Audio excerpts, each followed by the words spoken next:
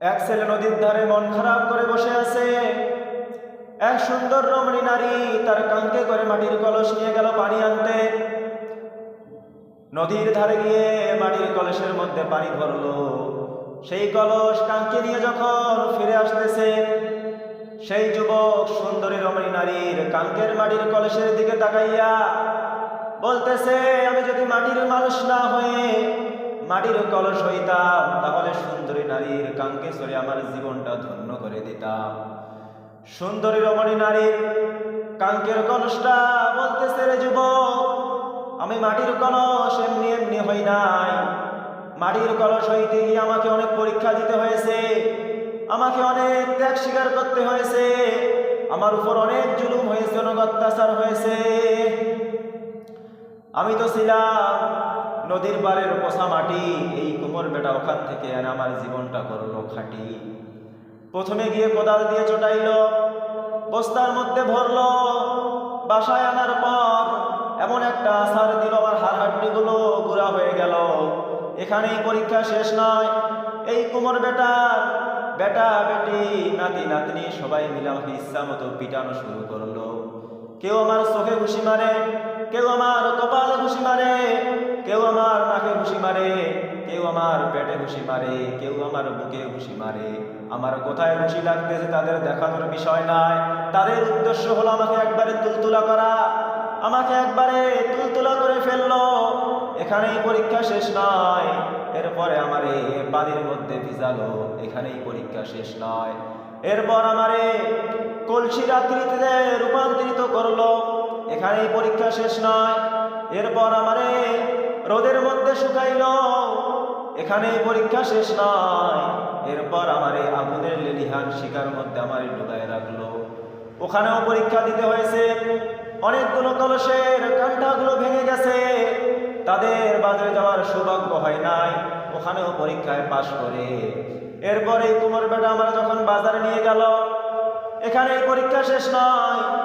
এই সুন্দর রমণী নারীর স্বামী এসে আমার কানটা ধরে দুইটা থাপ্পড় মারলো, দেখলো ফাটা ফুটা আছে নাকি।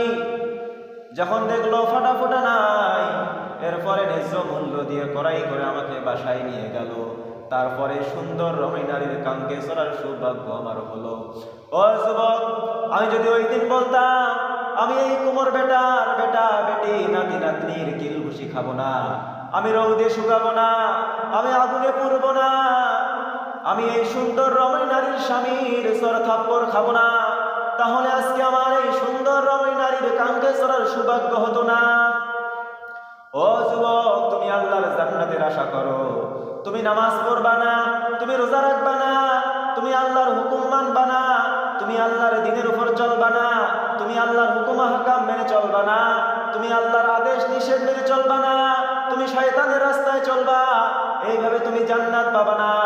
তুমি যদি জান্নাতে যেতে চাও, ওই মাটির কলস যেভাবে চলতে গিয়ে প্রতিটি বাঁকে বাঁকে, জীবনের বাঁকে বাঁকে তাকে যেমন পরীক্ষা দিতে হয়েছে, তাকে যেমন ত্যাগ স্বীকার করতে হয়েছে, ও যুবক, তোমাকেও তোমার জীবনের বাঁকে বাঁকে তোমার চলার পথে কত বাধা আসবে, তোমার উপর কত জুলুম হবে, তোমার উপর কত অন্যায় হবে, তোমাকে আল্লাহর রাস্তায় টিকে থাকতে হবে।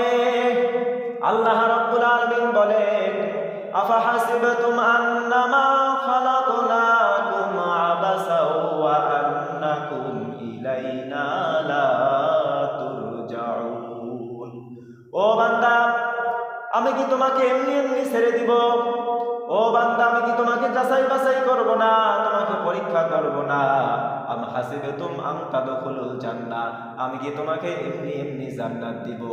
আমি তোমাকে অবশ্যই জান্নাত দিব, কিন্তু এই দুনিয়াতে জান্নাতে যাওয়ার জন্য তোমাকে কাজ করতে হবে, ভালো ভালো কাজের আঞ্জাম দিতে হবে। তা'মুরুনা বিল মা'রুফ ওয়া তানহাউনা আনিল মুনকার, সৎ কাজের আদেশ দাও, অসৎ কাজের নিষেধ করো।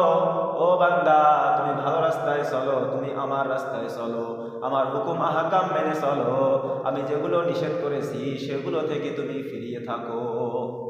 ও বান্দা, শুনে নাও, সূরা ইয়াসিন 65 নম্বর আয়াত, আল ইয়াওমা নাখতিমু আলা আফওয়াহিহিম ওয়া তুকাল্লিমুনা আইদিহিম ওয়া তাশহাদু আরজুলুহুম বিমা কানু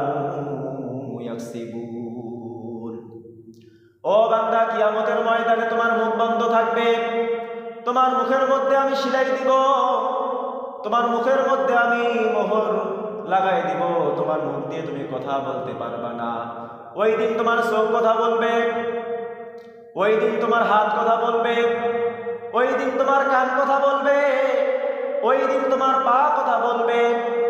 তোমার চোখ বলবে, আল্লাহ এই চোখ দিয়ে কোনোদিন ভালো জিনিস দেখে নাই, কোনোদিন আপনার কোরআন দেখে নাই, এই চোখ দিয়ে যত অশ্লীল ফটোগ্রাফি, যত খারাপ জিনিস, খারাপ ভিডিও এই চোখ দিয়ে দেখেছে, এই চোখ দিয়ে খারাপ উদ্দেশ্যে মেয়ের দিকে তাকিয়েছে, এই চোখ দিয়ে কোনোদিন ভালো জিনিস দেখে নাই।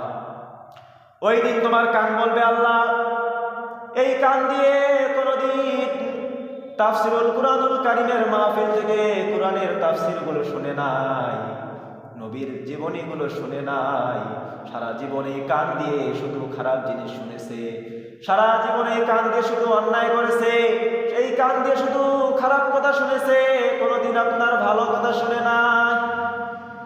এই হাত বলবে, আল্লাহ এই হাত দিয়ে কোনোদিন ভালো কাজ করে নাই, এই হাত দিয়ে অন্যায়ভাবে মানুষের বিরুদ্ধে সাক্ষী দিয়েছে, এই হাত দিয়ে কত মানুষের উপর জুলুম করেছে, এই হাত দিয়ে সই দিয়ে কত মানুষকে, নিরপরাধ মানুষকে ফাঁসিয়ে দিয়েছে, এই হাত দিয়ে একটা সইয়ের কারণে অনেক আলেম ওলামা, অনেক সাধারণ মানুষ বছরের পর বছর জেলখানার মধ্যে কাটিয়ে দিয়েছে। আল্লাহ হাত দিয়ে চুরি করেছে, আল্লাহ হাত দিয়ে ডাকাতি করেছে, এই হাত দিয়ে গরিবী মিসকিনের মাল আত্মসাৎ করেছে, এই হাত দিয়ে মানুষের উপর জুলুম করেছে। তোমার পা সেদিন বলবে, আল্লাহ এই পা দিয়ে কোনোদিন ভালো কাজ করার জন্য যায় নাই, এই পা দিয়ে কোনোদিন মসজিদে যায় নাই, ও আল্লাহ এই পা দিয়ে কোনোদিন তাফসিরুল কুরআনুল কারীমের মাহফিলে যায় নাই, এই পা দিয়ে শুধু খারাপ কাজ করার জন্য গিয়েছে। ও আল্লাহ এই পা দিয়ে গান শুনতে গিয়েছে, ও আল্লাহ এই পা দিয়ে যাত্রার প্যান্ডেলে গিয়েছে, ও আল্লাহ এই পা দিয়ে চুরি করতে গিয়েছে, এই পা কোনোদিন ভালো কাজে ব্যবহার করে না। ও বান্দা সেদিন তোমার চোখ সাক্ষী দিবে তোমার বিরুদ্ধে, তোমার কান সাক্ষী দিবে তোমার বিরুদ্ধে, তোমার হাত সাক্ষী দিবে তোমার বিরুদ্ধে, তোমার পা সাক্ষী দিবে তোমার বিরুদ্ধে, সেদিন আর তোমার তো কিছু করার থাকবে না। আল্লাহ রাব্বুল আলামিন বলেন, ইকরা কিতাবাকা কাফা বিনাফসিকাল ইয়াউমা আলাইকা হাসিবা। কিয়ামতের দিন তোমার আমলনামা তোমার হাতের মধ্যে দেওয়া হবে, তুমি দুনিয়ার মধ্যে কি করেছো। ফামান ইয়ামাল মিসকালা যাররাতিন খায়রান ইয়ারাহ ওয়া মান ইয়ামাল মিসকালা যাররাতিন শাররান ইয়ারাহ। যাররা যাররা পরিমাণ হিসাব হবে ওই দিন। বলতে পারেন, হুজুর যাররাটা কি জিনিস? ও আল্লাহর বান্দারা, আমার ভাইরা শুনে নাও, তোমার মাথা থেকে একটা চুল টেনে ছাড়ার পর একটা সাদা বোঁটা বাহির হয়, ওই সাদা বোঁটাটাকে 10,000 ভাগ করে এক ভাগ যতটুকু হয় ততটুকু হলো একটা যাররা। তুমি দুনিয়ার মধ্যে যদি ভালো কাজ করো, যাররা পরিমাণ ভালো কাজ করো, কিয়ামতের দিন তার প্রতিদান পাবা। আর যাররা পরিমাণ খারাপ কাজ যদি দুনিয়ার মধ্যে করো, তার প্রতিদান তুমি কিয়ামতের ময়দানে পাবা। আল্লাহ রাব্বুল আলামিন তোমার হাতের মধ্যে আমলনামা দিবে। তুমি যদি ভালো কাজ করো তাহলে তোমার ডান হাতের মধ্যে আমলনামা দিবে, তুমি হাসতে হাসতে আল্লাহর জান্নাতের মধ্যে চলে যাবা। আর তুমি যদি খারাপ কাজ করো, দুনিয়ার মধ্যে অন্যায় করো, আল্লাহর নাফরমানি করো, আল্লাহর আদেশের বিরুদ্ধে চলো, শুনে নাও কিয়ামতের ময়দানে তোমার আমলনামাটা কিভাবে দিবে। তোমার যে বুকটা আছে, এই বুকটার মাঝখানে চিরবে, তোমার বাম হাতটা এই বুকটার মধ্যে ঢুকাবে, পিছন পাশ দিয়ে টেনে বের করবে, এরপর তোমার হাতের মধ্যে আমলনামা দিবে, তোমার হাতের মধ্যে আমলনামা দিবে। তুমি এখন বলবা, আল্লাহ আমি তো করতে পারতেছি না, আমলনামা তো পিছনে। আল্লাহ এবার বলবে, ও ফেরেশতা যাও যাও, আমার ওই নফরমান বান্দার মাথাটা পিছনের দিকে একটু ঘুরায় দাও। ফেরেশতা এসে তোমার মাথাটা পিছন পাশ দিয়া মসরাই দিবে। তুমি তোমার আমলনামা দেখবা, হায় রে সারা জীবন চুরি করেছি, হায় রে সারা জীবন অপরাধ করেছি, হায় রে সারা জীবন অন্যায় করেছি, সারা জীবন চাঁদাবাজি করেছি, সারা জীবন মানুষের উপরে জুলুম করেছি, গরিব ইতিম মিসকিনের হক নষ্ট করেছি, কত মানুষের চোখের পানি ঝরিয়েছি, কত মানুষের টাকা আত্মসাৎ করেছি, কত মানুষকে হয়রানি করেছি, কত মানুষের নামে মিথ্যা মামলা দিয়েছি, কত মানুষের উপর অন্যায় করেছি, কত মানুষের হক নষ্ট করেছি, কত মানুষের অধিকার নষ্ট করেছি, কত আলেম ওলামার চোখের পানি ঝরিয়েছি, কত আলেম ওলামাকে নিরপরাধভাবে জেলখানার মধ্যে বন্দী করেছি, কত আলেম ওলামাকে ফাঁসির কাস্টে ঝুলিয়েছি, কত আলেম ওলামাকে দুনিয়া থেকে বিদায় করে দিয়েছি। সেদিন সব আমলনামা তুমি নিজে নিজে পড়বা। কোনোদিন নামাজ আদায় করি নাই, কোনোদিন ভালো কাজের আঞ্জাম দেই নাই, কোনোদিন দিনের পথে চলি নাই, কোনোদিন হুজুরকে সম্মান করি নাই, কোনোদিন আল্লাহর আদেশ মেনে চলি নাই, কোনোদিন আল্লাহর হুকুম হাকাম মেনে চলি নাই। সেই দিন তোমার আমলনামা তুমি দেখবা, দেখার পর তুমি আশ্চর্য হয়ে যাবার, আফসোস করবা, হায় রে দুনিয়ার মধ্যে কি করলাম, অল্প দিনের দুনিয়া দিয়ে আমি আমার আখিরাত ধ্বংস করে ফেলালাম। আল্লাহ রাব্বুল আলামিন এবার বলবে, ও নাফরমান বান্দা, যাও যাও, আজকে তুমি জাহান্নামে যাও, আজকে তুমি জাহান্নামে যাও। ও আল্লাহর বান্দারা, আমি এটাই বলতে চাচ্ছি, দুনিয়ার মধ্যে যদি কোনো ভালো কাজ করো, ভালো কাজের আঞ্জাম দাও, আল্লাহর আদেশ আল্লাহর নিষেধ মেনে চলো, তাহলে তোমার জীবন সফল। কিয়ামতের ময়দানে ভালো কাজ করার কারণে আল্লাহ রাব্বুল আলামিন তোমাকে জান্নাতের ঘোষণা দিয়ে দিবে।